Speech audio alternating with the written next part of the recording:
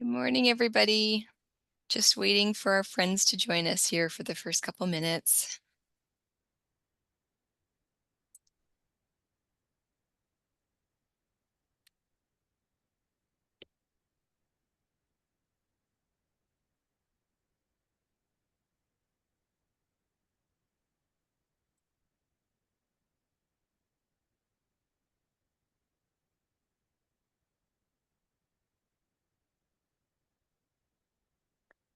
I'll just give everybody one more minute to kind of settle in, then we'll start.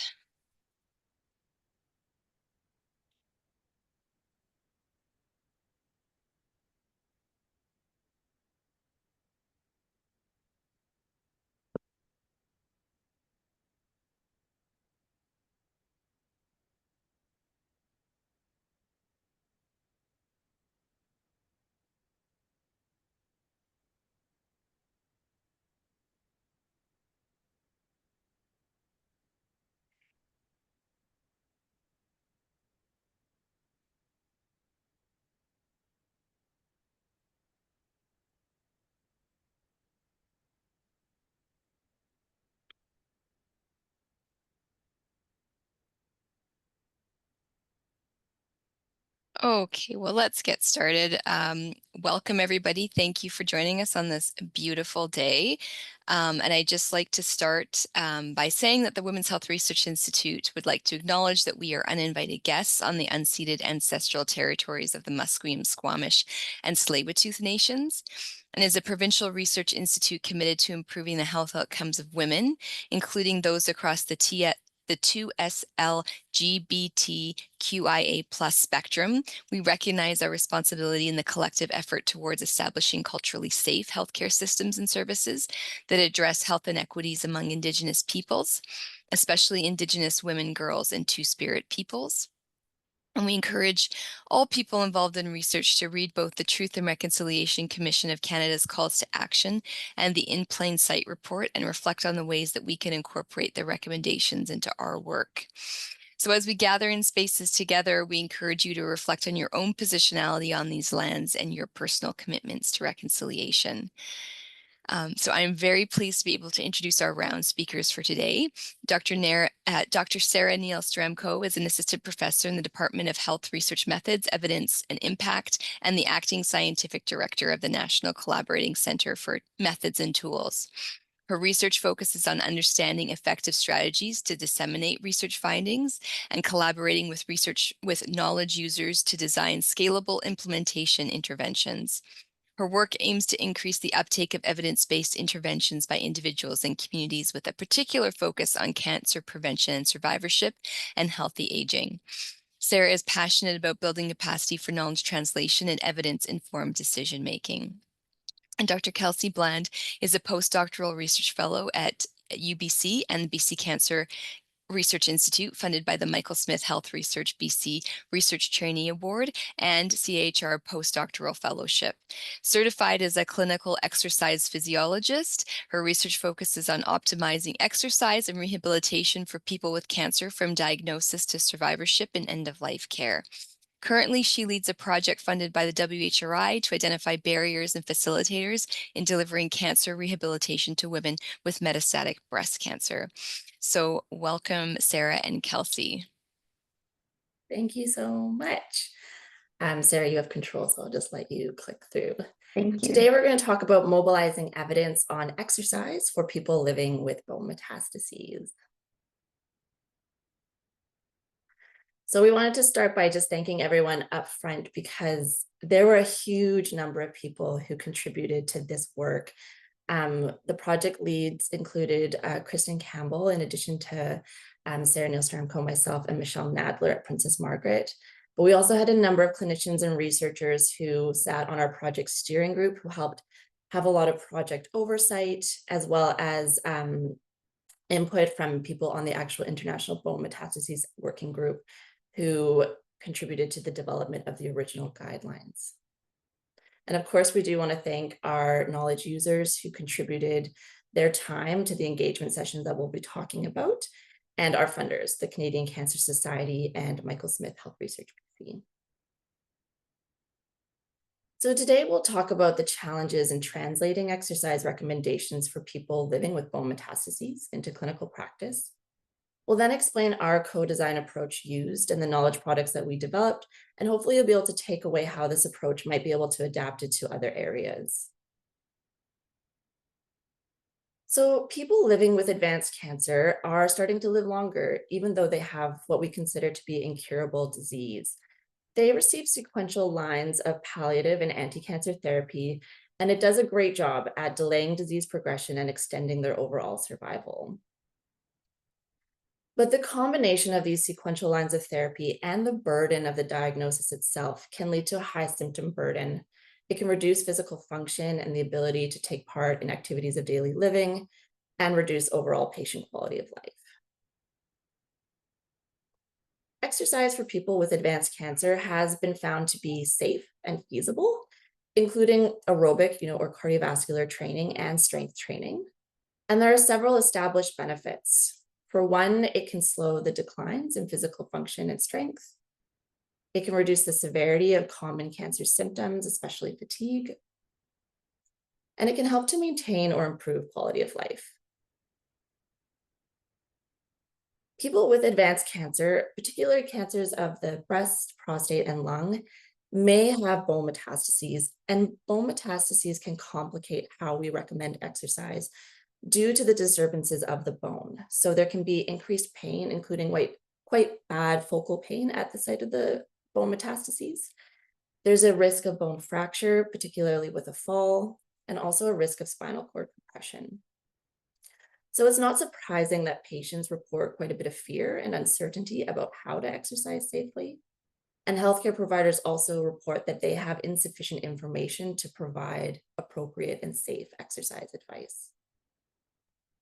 So this led to the creation of the International Bone Metastases Exercise Working Group. So this was a multidisciplinary team of clinicians and researchers that came together to look at the evidence to create some specific recommendations for this more unique and vulnerable patient group. They decided to develop some exercise recommendations based on the best available evidence. So they developed them following a modified Delphi survey of content expertise, a systematic review of the literature, and a survey that they conducted of physicians and nurse practitioners to understand their perceptions of prescribing exercise to this patient population and what sort of barriers were existing. The overarching recommendation that they published was that regular exercise has the potential to maintain or improve both physical function and quality of life in people with bone metastases. And the perceived risk of skeletal complication needs to be weighed against potential health benefits. They also made 5 sub-recommendations pertaining to exercise screening, consulting with the healthcare team, so the need for communication with the healthcare team, who qualified exercise professionals are, so who patients should be referred to if they are being referred to an exercise professional, exercise testing, and exercise prescription. So these recommendations were published in 2021, and they were endorsed by several physical therapy, exercise, and oncology organizations internationally. But we know publications of guidelines or recommendations alone are insufficient to change clinical practice. Really more is needed if we want to sort of move the needle in the right direction. And so that leads me to the current project, which was set out to co-create knowledge products and a specific dissemination plan to support awareness and the uptake of these published recommendations for people with bone metastases. And we did this using an experience-based co-design approach. Now, knowledge products essentially are various resources that could be specific for healthcare providers or patients or both, but they're created to overcome barriers and to facilitate the uptake of research evidence. And they can include a variety of different things from patient handouts to online resources or webinars or clinical checklists. So as I mentioned, we adopted an experience-based co-design approach, and this approach gathers information from multiple viewpoints in a very collaborative and dynamic process. We include representation from all groups who may use the product. So from here on, we'll talk to them or refer to them as knowledge users. And the experience-based co-design approach typically has 6 phases: setting up the project, engaging staff and gathering experiences, engaging patients and gathering experiences, co-design meeting, then working in small co-design teams, and then a celebration event.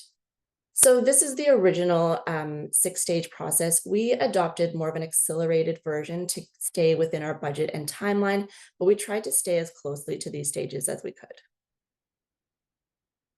We collaborated with 3 very specific knowledge user groups. So these are the people we felt would be using the recommendations the most.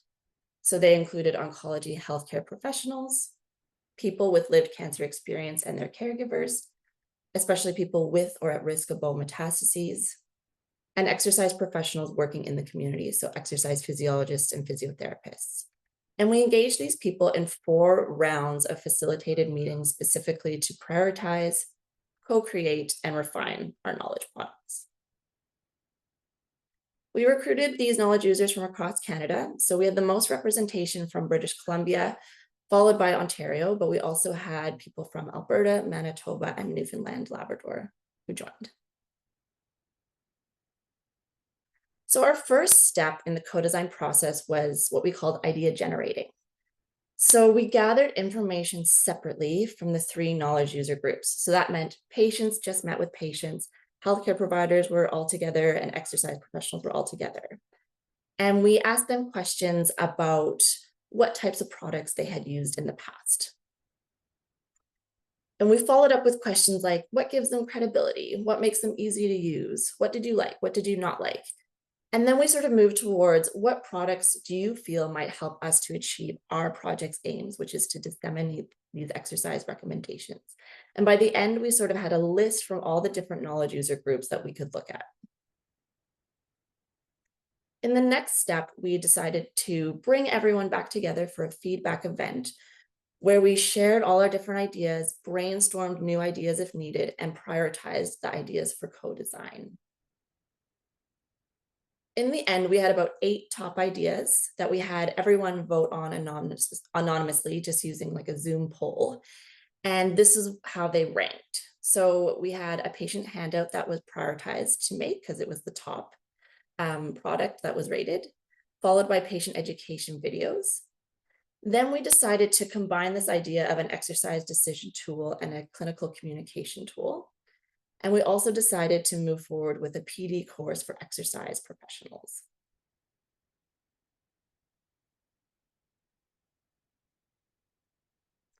Now that we had the ideas or the products that we wanted to prioritize, we had specific co-design working group meetings. So people had the option to work on as many of the different products as they wanted, or they could just stick to one if that met their interest and expertise. But in these, we really started to discuss the content of the products and what the design might look like. So we created drafts of each of the products. So I think this is an example of our patient education handout. And we just got a really wide range of feedback and got into the nitty-gritty details of what type of information we wanted, the order that it was presented and how it was worded. And then we took all of this feedback and refined the products further, and then gave them basically to graphic design teams to create more official mock-ups.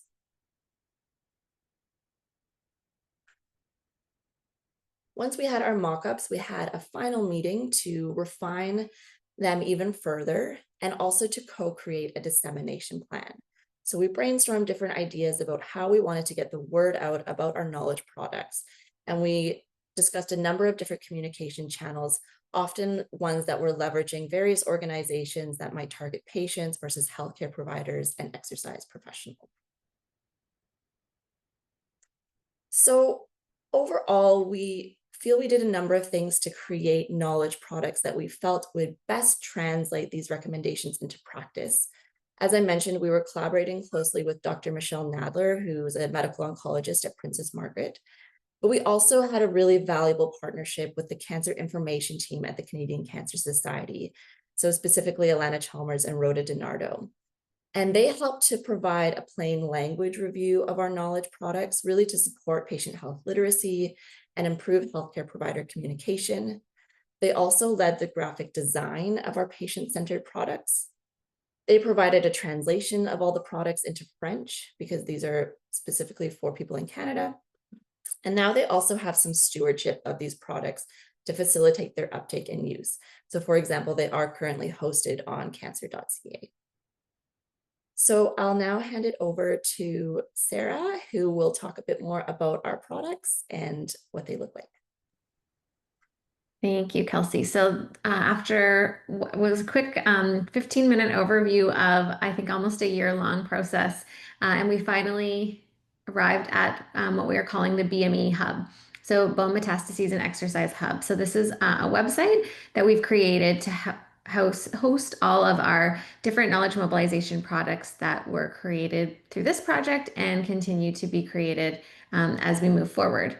So here's just a quick snapshot of the 5 different pieces that were created through this funding. Our educational webinar, our patient handout, the health information form, our patient education video, and our exercise professional directory. And so far, we've also, was not part of our original plan, but after our initial launch, we had a lot of interest from other groups internationally through some of our conference presentations. And so now the patient handout has been translated into a number of different languages and tailored to different countries as well. So they link to different resources that are relevant for specific countries, not just Canada.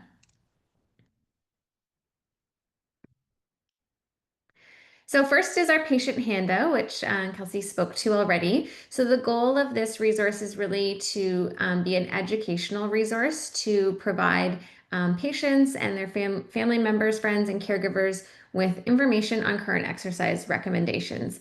So we know that historically there's been a lot of resistance and hesitance, as Kelsey alluded to earlier, about promoting exercise, recommending exercise to people who are living with or who are at risk for bone metastases because of some of the concerns about fractures and other adverse events. So this tool really came from a lot of our patient and people with lived experience perspectives, as they really wanted one sort of handout to say, these are the basic things you know before either continuing on your current exercise program or embarking on a new exercise program. And what are some basic tips and tricks to get started? Some things that you should be concerned about. So we really wanted to provide this as kind of an introduction entry into those international recommendations that people with bone metastases should be physically active. And so we did, in our early phases of release, we did a little bit of a survey and to ask about satisfaction with our product. So we surveyed both patients and healthcare providers and asked them about the content of the patient handout, which is first on the graph here. Was it easy to understand? Was appropriate language used? And what their perspectives were on the design and form. So this was just prior to finalizing the product. So we did make a few tweaks after this data were collected, but you can see that our ratings were quite high from both.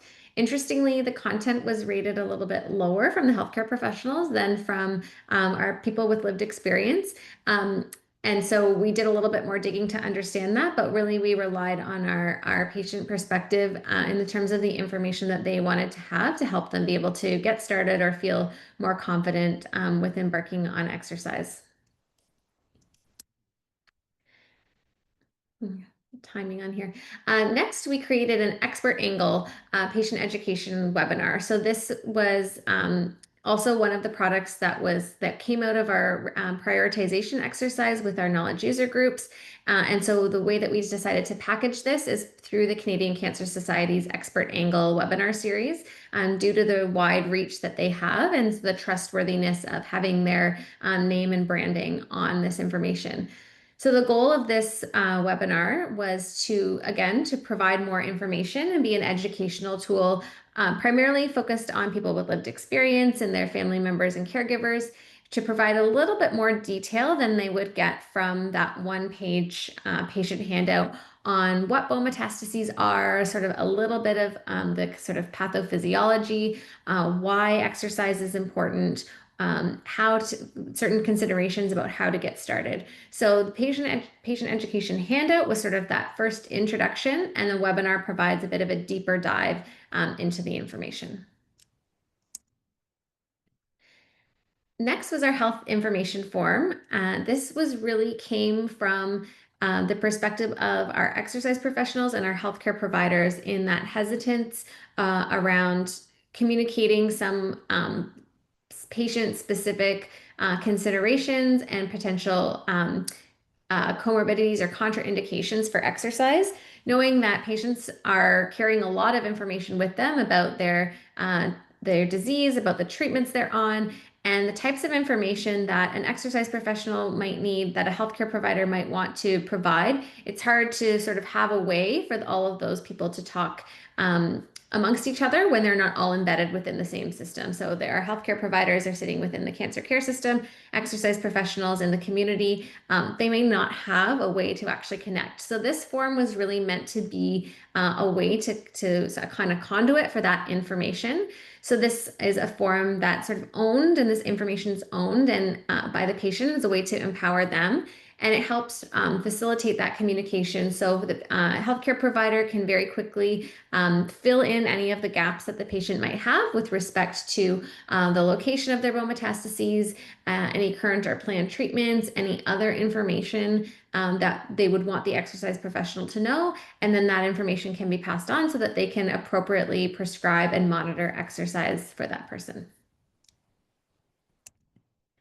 And again, we did a short survey as we were just about to launch to get some feedback on this from an international audience. And again, we had very high ratings both from our patients and our healthcare providers and exercise professionals. The information on the form was easy to understand, that the appropriate language was used for communication amongst all the different knowledge user groups that might be involved in using this, and that the design and format was appropriate.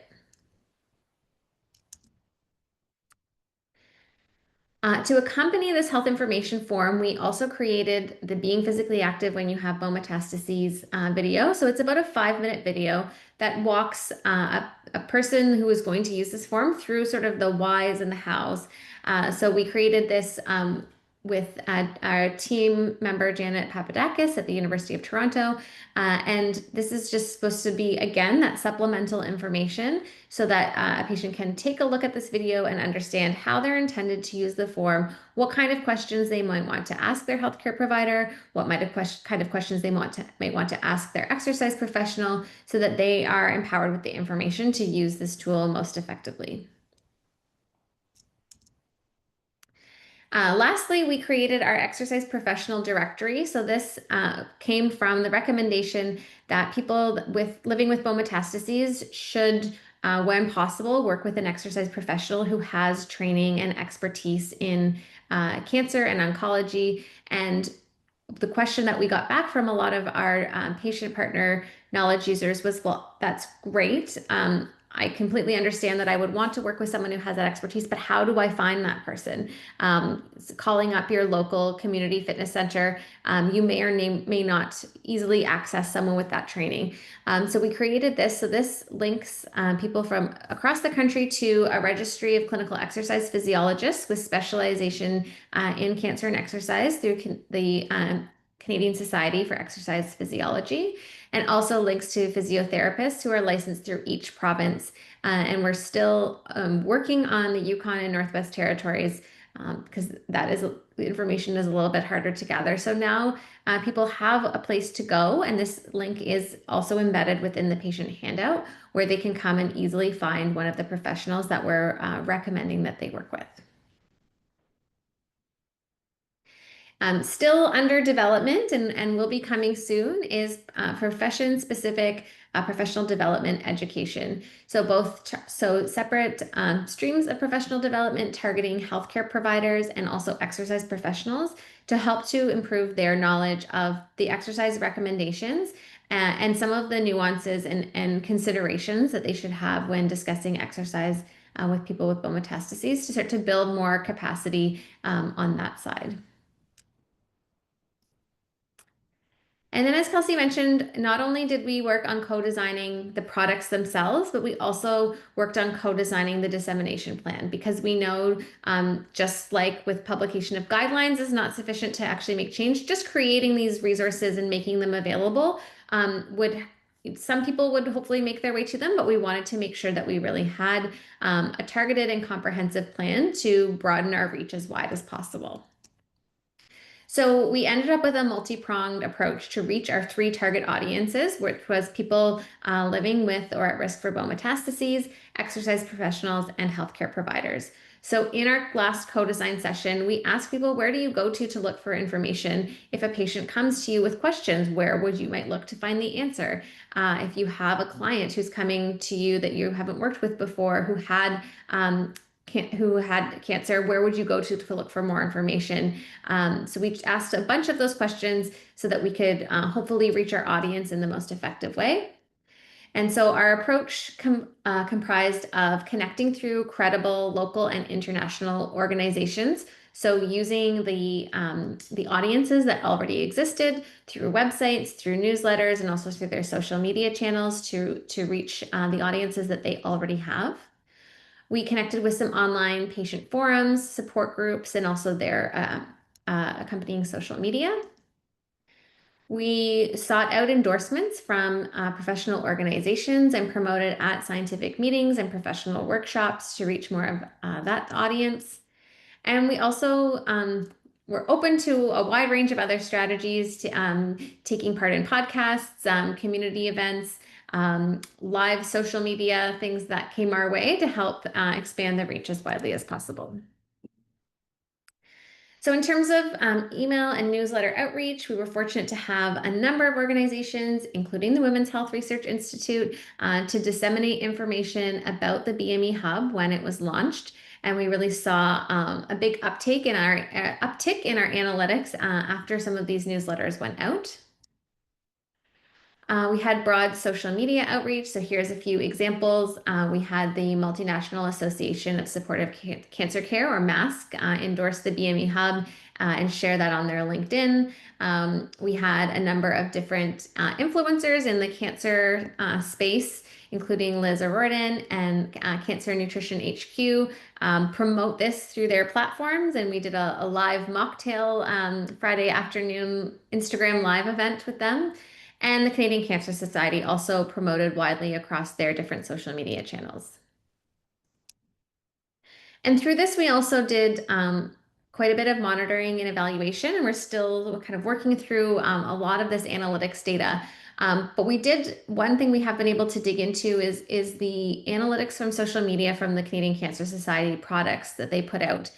So over the first 6 months of dissemination, we had over 34,000 impressions across the different networks.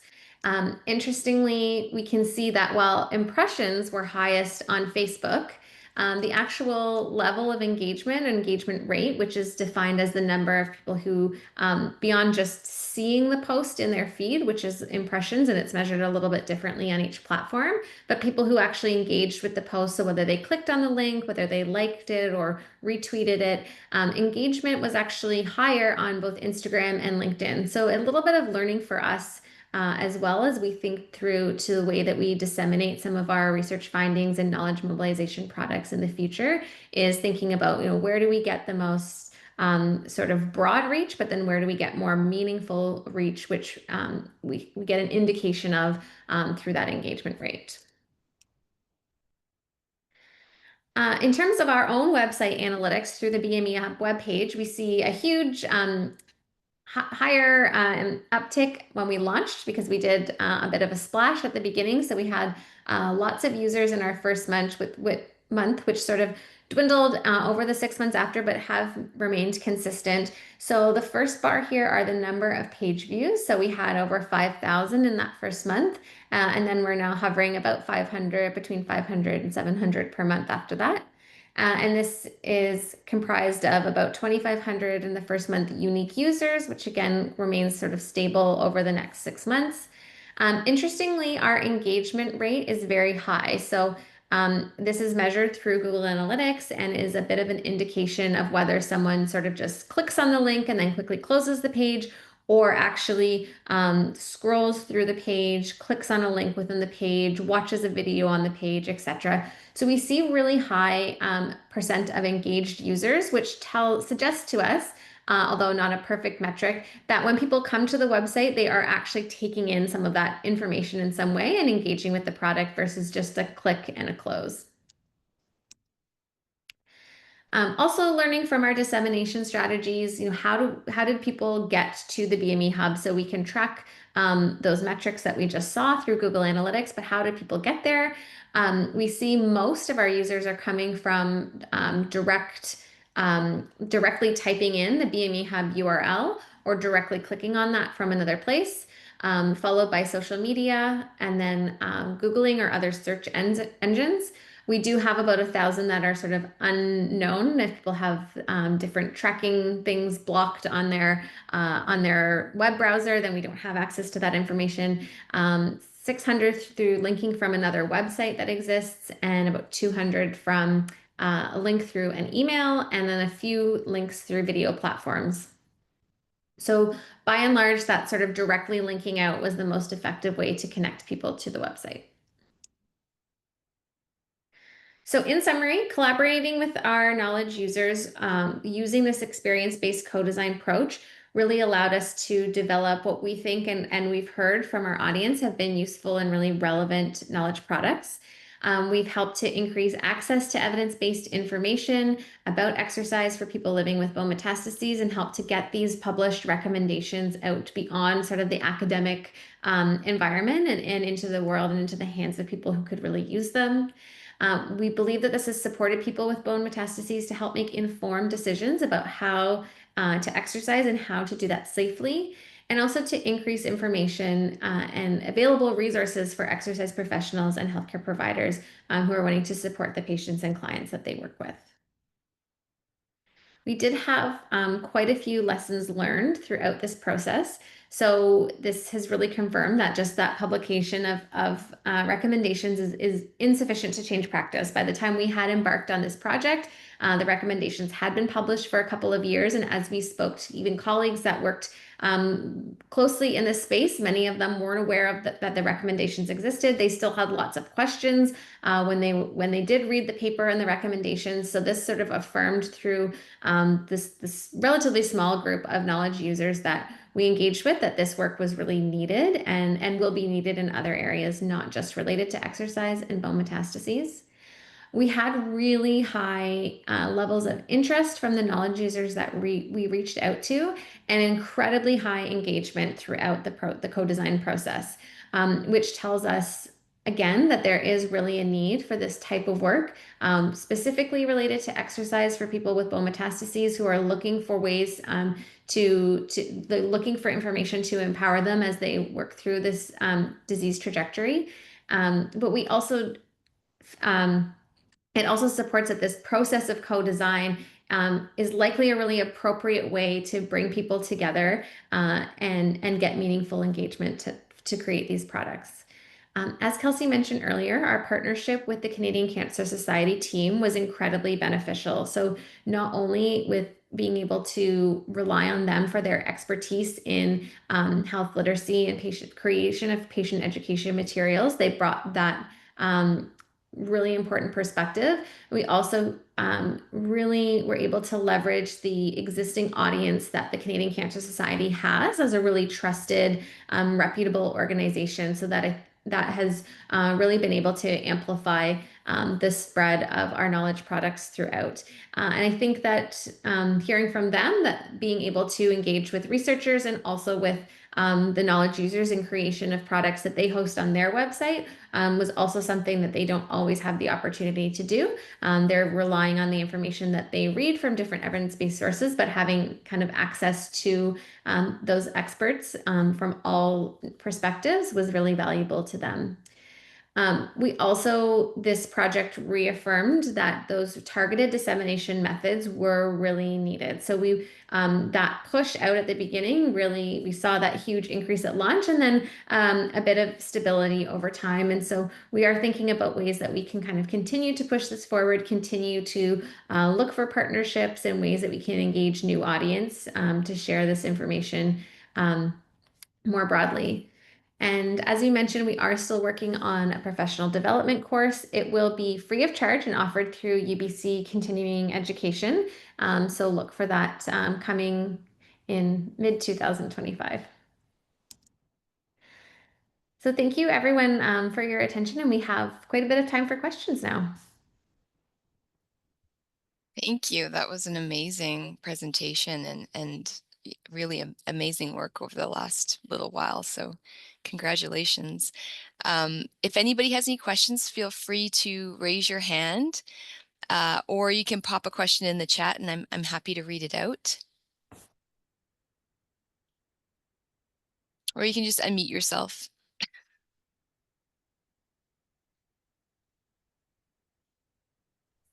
Hi.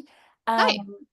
I'm not sure if, or I'll just start by saying this is super amazing to see this work and this really like integrated um, long-term KT process to share your information. So it's really amazing to see.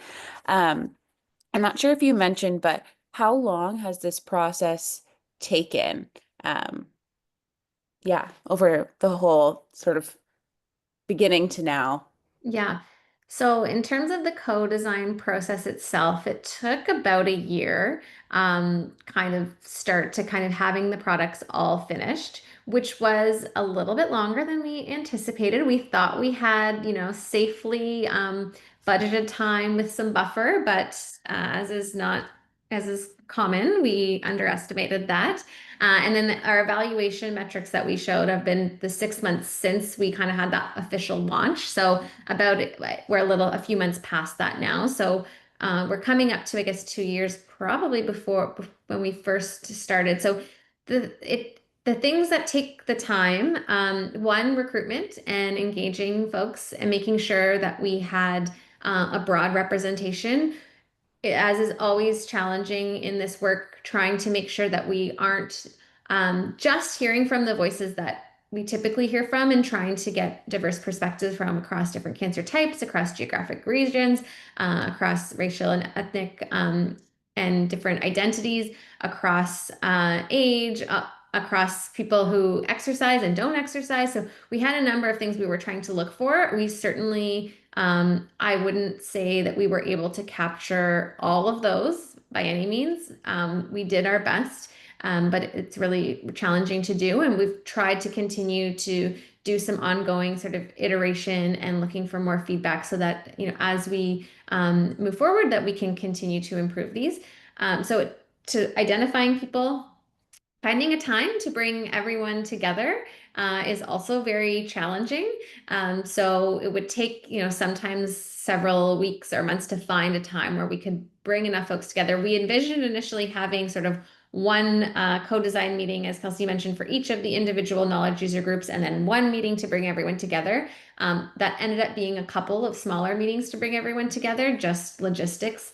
And then each time it takes time to sort of sit back after the fact, digest the information, integrate some of the different feedback that we've gotten, work in those smaller working groups again. And then, things like translation takes time. Then once it's translated, you want to kind of back translate it, have experts, especially from on the health information forum, some of the more medical terminology, going back and making sure that that translation is accurate. So all of those things add a lot more time than we anticipated. So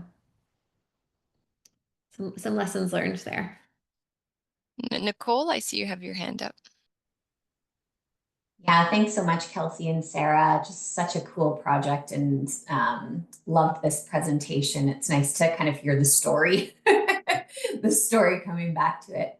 I think what's top of mind to me is our research community is kind of being encouraged now with CIHR to have these like tripartite leadership models where you've got NGOs and other folks who, like I see represented in your project by the Canadian Cancer Society. I'm just thinking, you obviously named their engagement as a partner as one of the major levers to achieving your goals. For folks who are thinking, what does partnership look like? Is there anything that you've discussed with those leaders at Canadian Cancer Society that kind of formalize that partnership moving forward? You know, I'm thinking like an MOU or just something that acknowledges the, like you said, Sarah, the importance of their connection in order to fulfill their own scope and mandate to the experts and people with lived experience to kind of create this cycle of evidence to implementation. Yeah, so thanks for that question, Nicole. And also, Nicole was a very valuable member of our project steering group. So thank you again. You always brought really important perspectives from the KT side of things. So the partnership was, it was, in the way it evolved, we didn't necessarily have formalized at the beginning, although we did learn some lessons along the way that I think we would do things a little bit differently next time.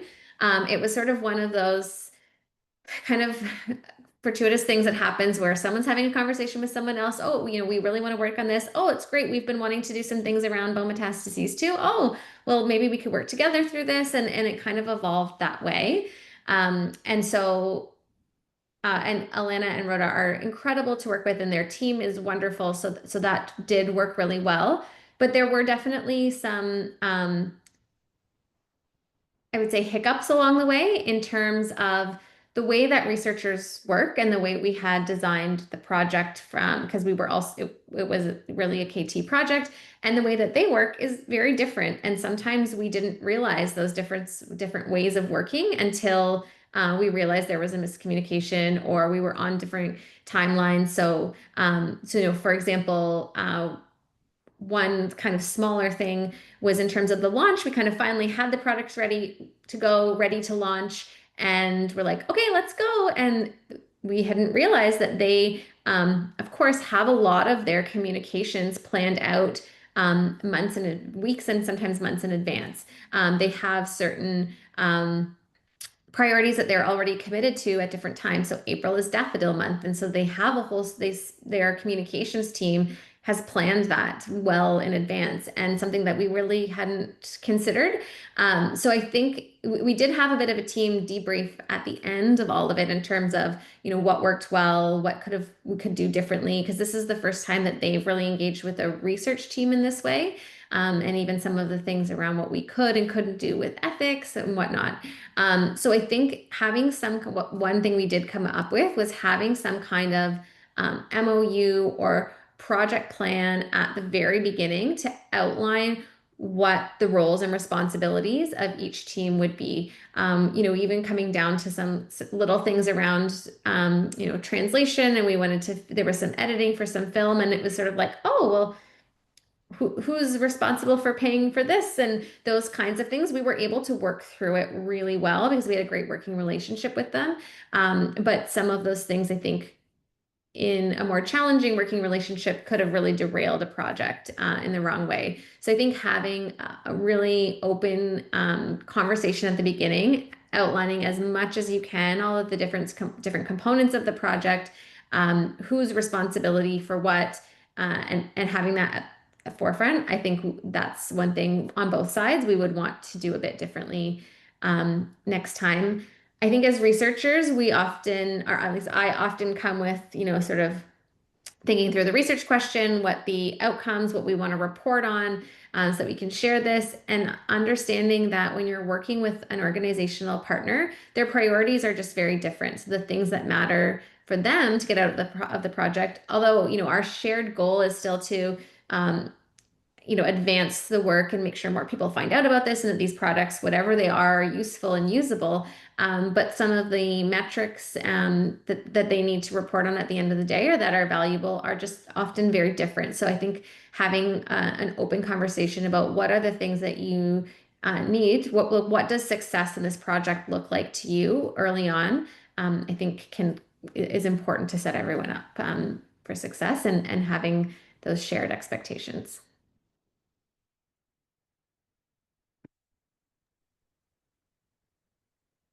Other questions?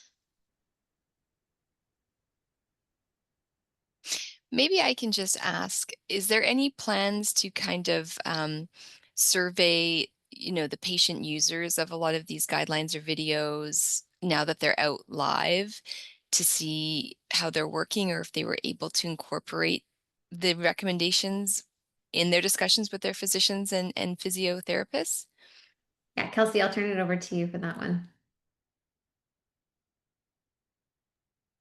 Yeah, so we're just in the process of actually getting a survey out to the knowledge users. And it will actually try and target like an international group of knowledge users to see, one, if they've actually seen the products, if they've used them, and then if they did use them, what their thoughts were.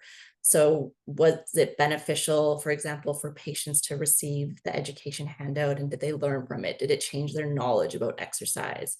And we'll also ask them about any issues they might have come into using the products so that maybe we can learn from that and revise like future iterations of them. So we don't have the data yet, but hopefully in the coming months we will. That's great. Thanks. Any other questions? Feel free to pop stuff in the chat and I can read it out.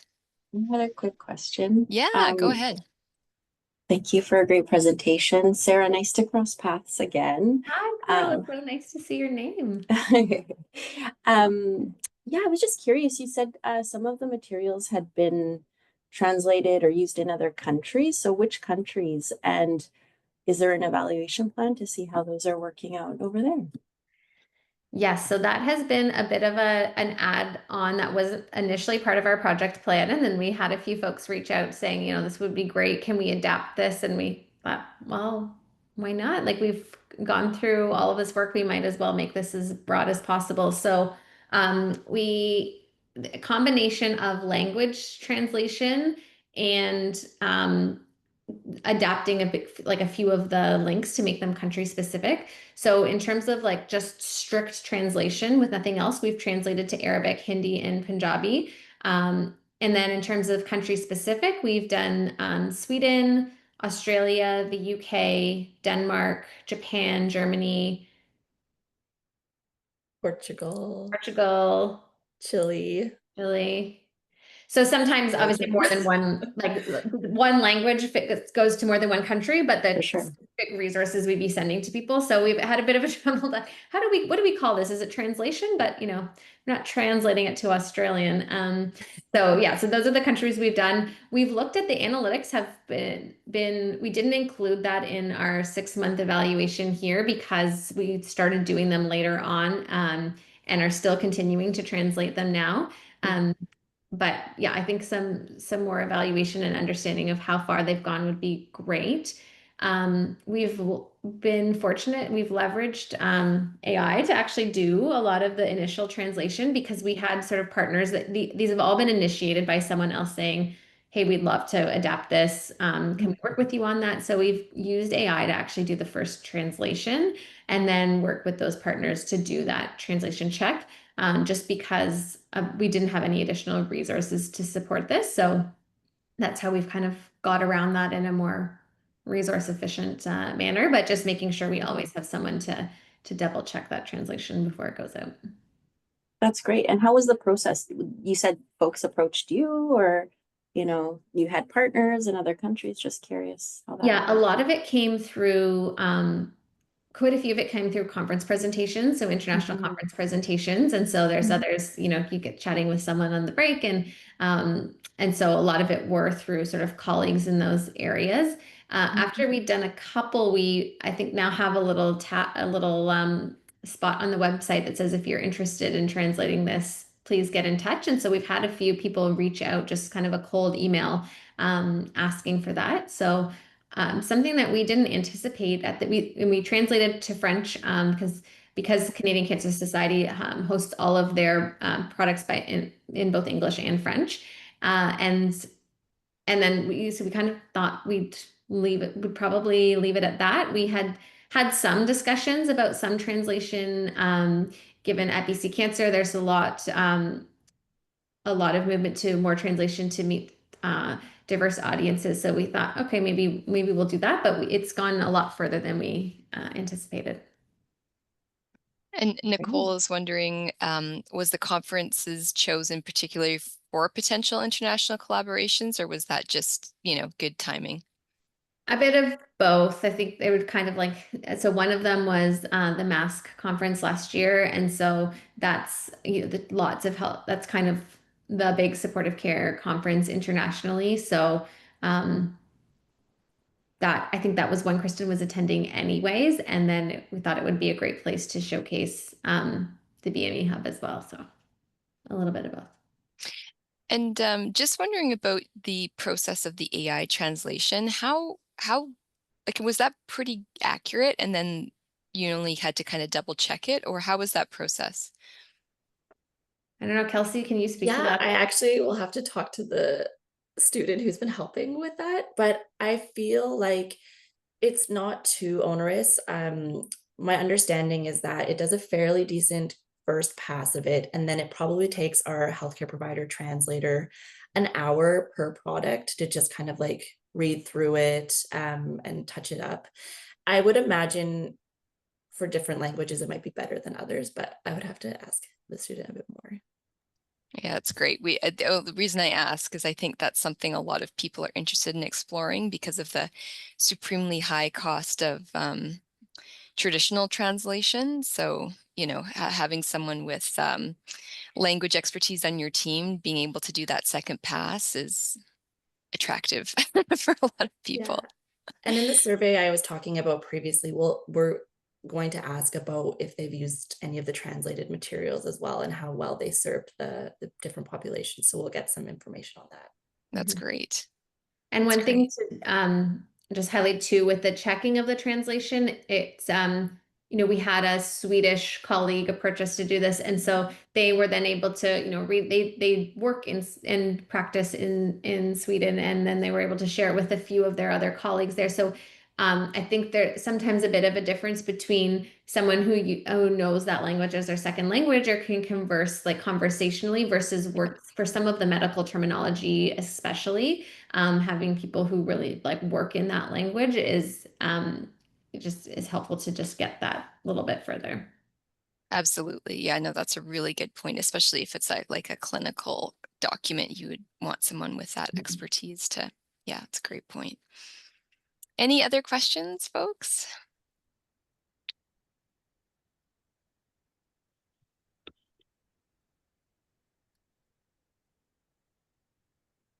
Well, if there's no further burning questions, I would just really like to thank Sarah and Kelcey for an amazing presentation.